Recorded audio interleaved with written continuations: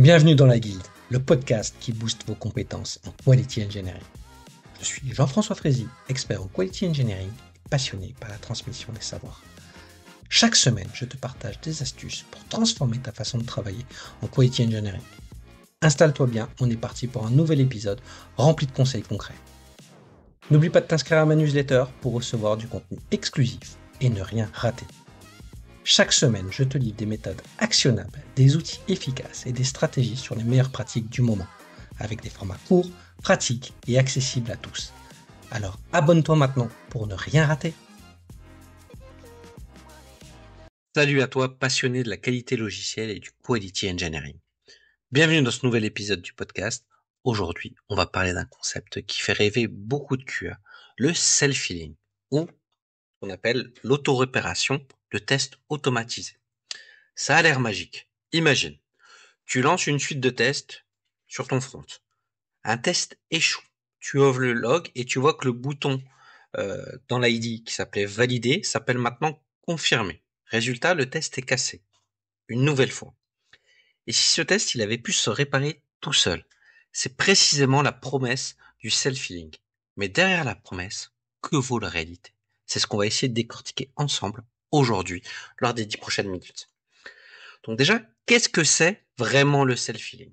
Le self-healing, pour le test automatisé, c'est la capacité d'un script automatisé à détecter que quelque chose a changé, comme un identifiant, un texte, un CSS, un XPath, et il va s'adapter automatiquement avec une précision relativement efficace qui va permettre au test de continuer à s'exécuter sans aucune intervention humaine. Donc, ça paraît vraiment très efficace. Donc, certains outils utilisent l'IA, le machine learning ou tout ce que vous voulez qui s'y apparente pour pouvoir le mettre en place. Donc, c'est une vraie tendance du marché à essayer de proposer ça, que ça soit chez les éditeurs ou en solution open source, beaucoup plus chez les éditeurs, on va pas se mentir. Et concrètement, c'est comme si le test disait, bah, je trouve pas cet élément, je trouve pas cet ID, je trouve pas ce bouton. J'ai vu qu'un élément était proche. À 90-95%, ça a l'air d'être bon. Et donc, je vais tenter quand même et on va voir si ça marche. Et souvent, ça marche. C'est la promesse. Donc, c'est vraiment une véritable opportunité, ces solutions-là, parce que ça va nous permettre de réduire la maintenabilité de nos tests, parce qu'ils vont s'auto-corriger. Ça va permettre de renommer un nom, un texte, un CSS, et ça va nous faire gagner du temps, voire beaucoup de temps, si ça marche de façon très efficace. Ça va donner beaucoup plus de fluidité donc dans les releases parce que les tests automatisés deviennent moins bloquants. Et il n'y a pas besoin de refaire des tests à la main, le temps de les corriger. Surtout quand ça arrive en fin de sprint et que la UI elle a bougé. On va pouvoir se concentrer sur l'apport de valeur. Donc tu vas passer moins de temps à réparer, plus de temps à écrire des nouveaux tests intelligents qui couvrent les risques business. Et tu vas pouvoir aussi scaler plus rapidement en ayant plus de tests sur plusieurs navigateurs, éventuellement dans plusieurs langues. Bon, bref, c'est pas la réponse à toutes les solutions, mais vous voyez un peu l'idée, c'est que si on passe moins de temps à faire de la maintenance, on a plus de temps à travailler sur des sujets de fond. Donc c'est pas forcément que de la magie, et il faut vraiment en avoir conscience, et il y a quand même des contraintes à connaître. Donc c'est vraiment déjà le self-healing, il va pas tout réparer à 100%. Si le bouton il a totalement disparu ou que la logique métier elle a changé, bah là il saura pas quoi faire. Donc ce qu'il faut voir aussi, c'est que il marche pas dans 100% des cas, même quand il y a des changements. C'est pas tout le temps efficace. Il y a aussi des risques de forcément de faux positifs. Donc il va se réparer en ciblant potentiellement un mauvais élément. Donc il va passer à l'étape d'après. C'est dans l'étape d'après que ça va bloquer et on va avoir l'impression que c'est cette étape-là qui pose problème, alors que c'est peut-être l'étape d'avant. Donc il faut faire attention. C'est pas parce que c'est toujours vert que c'est à ce moment-là qu'il a été bien efficace là-dedans. Il y a certains outils où c'est assez opaque la façon dont il modifie les scripts en arrière-plan et tu sais pas exactement ce qu'il a testé ni comment. suis pas fan de ce genre d'outils, donc faut faire attention là-dessus. Et aussi, on peut avoir l'impression qu'on a peu besoin d'avoir de compétences techniques, qu'on dépend des outils. Donc, d'une part, on est très dépendant d'outils qui sont par du temps propriétaires, donc potentiellement avec des tarifs qui vont augmenter. Et puis après, on va perdre aussi la logique du test, de la logique de l'expertise dans le script. Et donc, ça, c'est quelque chose auquel il faut être très vigilant. Il faut continuer à garder une expertise dans le scripting et dans les solutions qui sont proposées. Donc, il y a quelques risques stratégiques qu'il faut vraiment intégrer.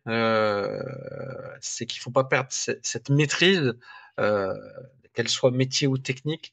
Donc, si les tests seraient par seuls, ben, on va perdre de vue le pourquoi du départ et forcément, on risque de passer à côté de régression réelle ou de garder des tests qui n'ont plus aucune valeur métier.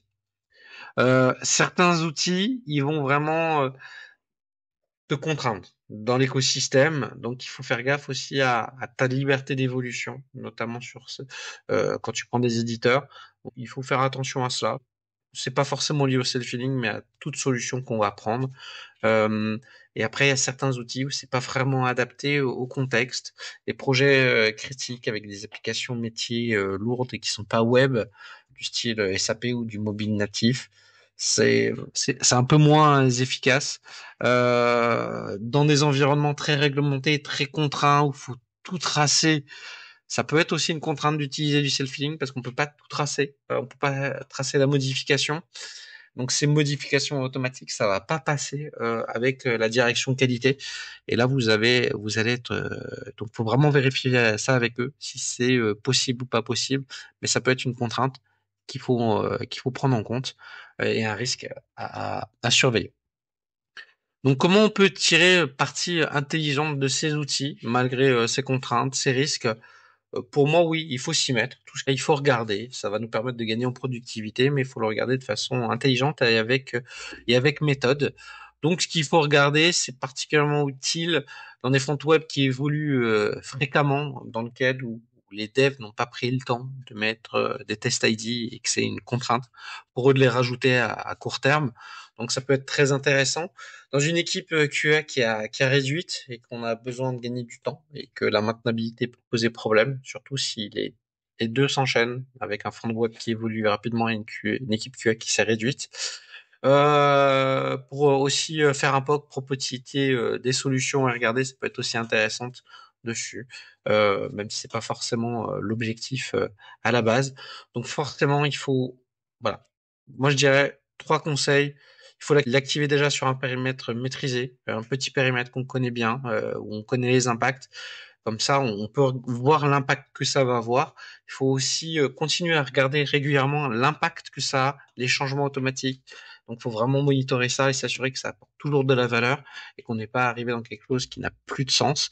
Et donc, le troisième conseil, ce qui est lié aux deux premiers, c'est pas ne pas faire confiance à l'outil les yeux fermés, mais vraiment toujours regarder ce qui se passe sous le capot et vraiment regarder avec un regard d'expert sur ce qu'il est en train de faire. Pour terminer, self-healing, ça a l'air très puissant, mais c'est pas une baguette magique. Ça va encore progresser, ça va être encore plus efficace dans les mois, années à venir. Donc ça va être un levier puissant pour sécuriser l'automatisation tout en gardant un bon rythme. Donc, il faut l'utiliser de façon intelligente. Mais pour moi, la meilleure solution, c'est quand même l'ID test. Donc, travailler avec les devs en amont pour les avoir, c'est ce qui est le plus stable, qui est le plus efficace, qui va permettre d'exécuter les tests rapides. Faut pas oublier que s'il ne trouve pas l'élément, il est obligé de relancer et de faire une recherche qui coûte en temps, ce qui coûte en, en CPU, en performance. Donc le mieux, c'est d'avoir quand même quelque chose de très robuste et le plus robuste, c'est les ID. Donc ça peut être efficace. Donc moi, je vous encourage quand même à tester ces outils de self-healing, euh, de voir ce que ça change dans votre quotidien et d'échanger avec moi sur LinkedIn et bien sûr de partager cet épisode de façon massive. Donc n'oublie pas, surtout qu'un bon test, c'est un test qui dit quelque chose, qui vérifie une valeur métier, même quand il échoue. Donc à très bientôt pour le nouvel épisode de la Guilde et merci pour votre écoute. Merci d'avoir écouté cet épisode. C'est grâce à toi que la Guilde continue de grandir.